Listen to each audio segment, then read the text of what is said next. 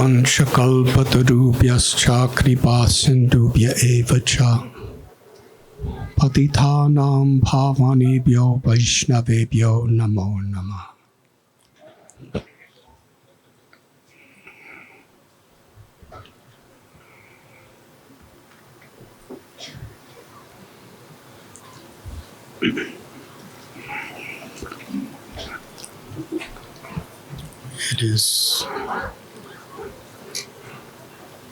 I'm very grateful for this great blessing to have the opportunity to speak something about His Holiness, Srila Bhakti Charu Swami Maharaj,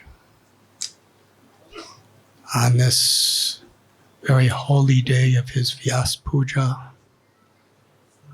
in Ujjain, Sri Radha Madan Mohan Temple, a place most dear to Srila Bhakti Charu Maharaj's heart.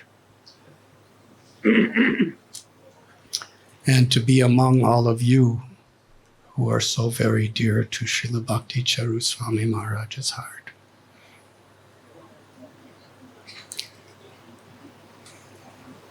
We have just heard this brilliant, very deeply insightful, philosophical and devotional offering that Bhakti Charu Swami Maharaj offered to all of us on this occasion of his Vyas Puja. He was speaking about his life in surrender to being a transparent via media to Srila Prabhupada and our Guru Parampara.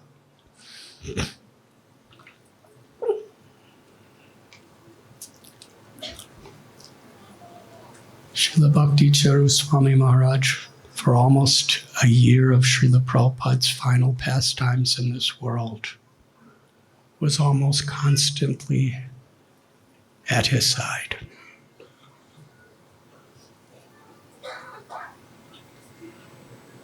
Serving, witnessing, and absorbing.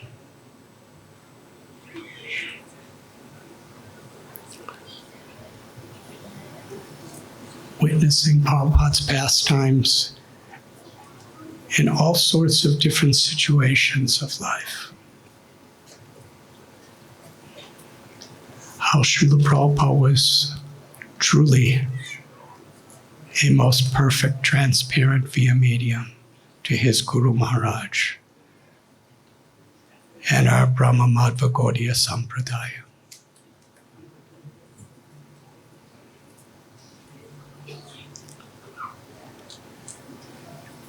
And his life and soul was to try to share that blessing he received with us.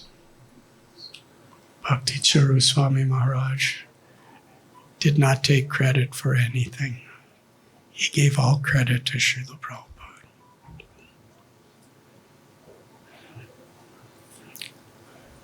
I would like to share one incident. It was in the mid-1990s. Whenever I would come to Mayapur, he would insist that I stay in his quarters, in his room with him. And we would both sleep on the floor together.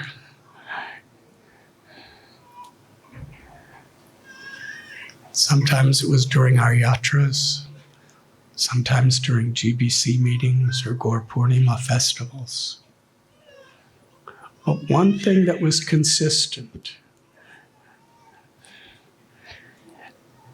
the first night it happened, I was overwhelmed. And every night after that it happened, I was even more overwhelmed. May I tell you the first night?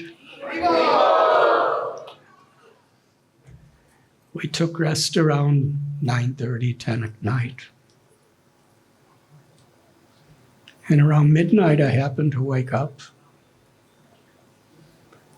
and he wasn't there. And I looked around. In the back room of where we were, his meeting room where we were sleeping, he had office. And he was there all by himself, translating Srila Prabhupada's books into Bengali. And he did this every night, from about midnight while everyone else was sleeping. And then we would go down together for Mangalarti.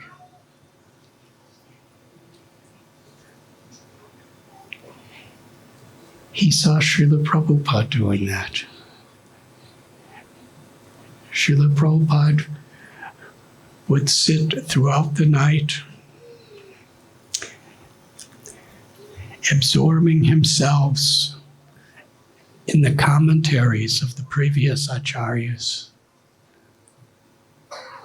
and then translating into English and giving his purports.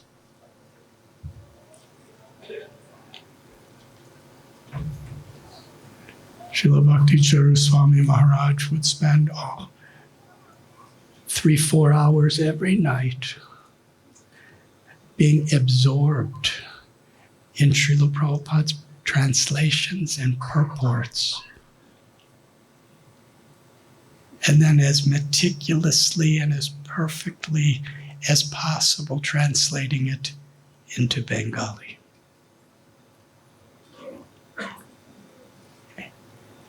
And he continued that until he translated every one of Srila Prabhupada's books. Bhagavad Gita, Nectar of Devotion, Srimad Bhagavatam, Sri Chaitanya Charitamrita, Sri Ishopanishad. How he was absorbed in meditating upon every single word of Srila Prabhupada's books.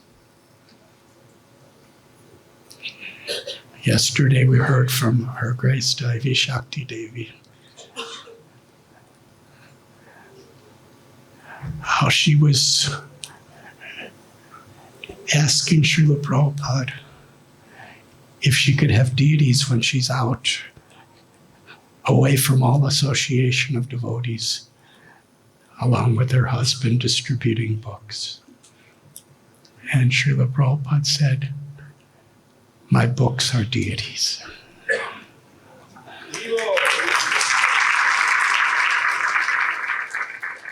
These books are non-different than Krishna.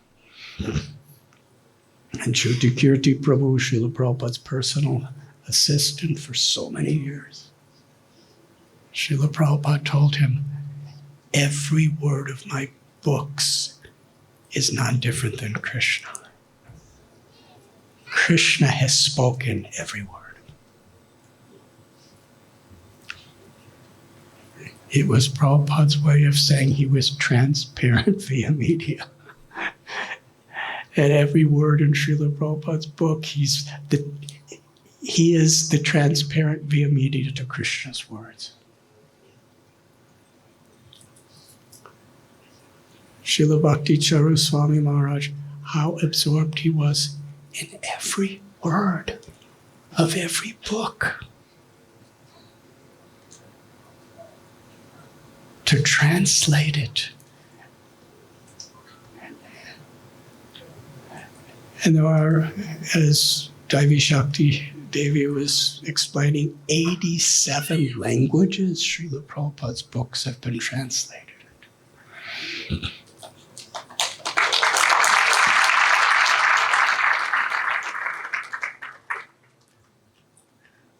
But of all languages, As far as I know, no one has translated all Prabhupada's books into Sanskrit. But the closest thing there is Bengali, because that's the mother language of our sampradaya.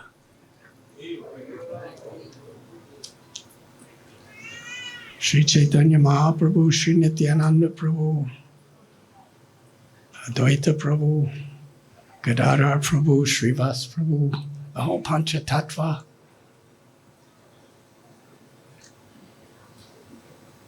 Four of the 6 Goswamis were from different parts of Bengal. Narottam Das Thakur, Bhakti Vinod Thakur, Vishwanath Chakravarti Thakur.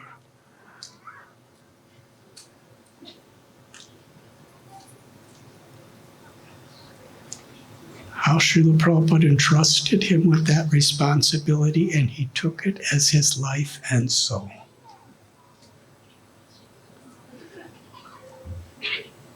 And I asked Srila Bhakti Charu Maharaj, how is it meticulously every night while I'm here I see you, like from midnight till Mangalarti, translating 7 days a week?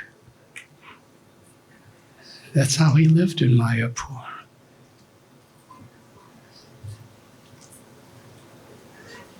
He said, that's what I saw Srila Prabhupada doing when I was rendering personal services to him. And if I'm going to properly represent Srila Prabhupada, I need to strive the best I can to follow in his footsteps.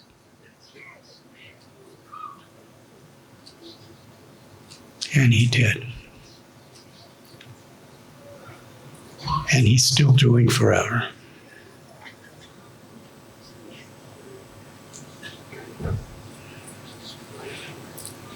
During that time,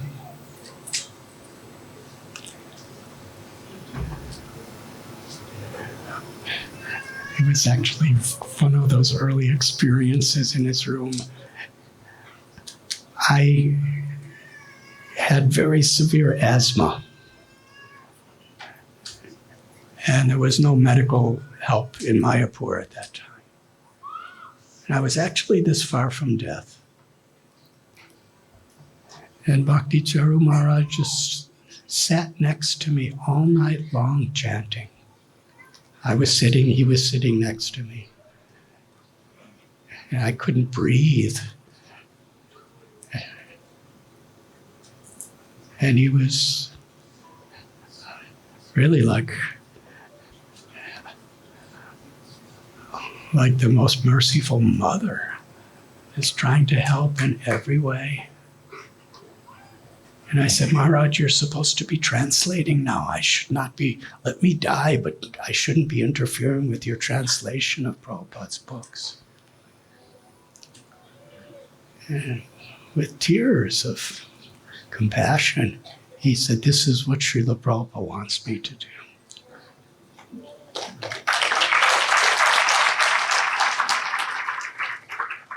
He said, how could I represent Srila Prabhupada to the world if I'm not trying to take care of one of Srila Prabhupada's devotees?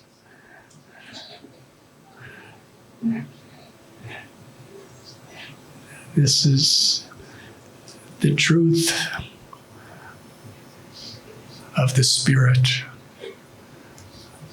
of being transparent via medium to Srila Prabhupada's words and to the spirit of Srila Prabhupada's words through his life of devotion.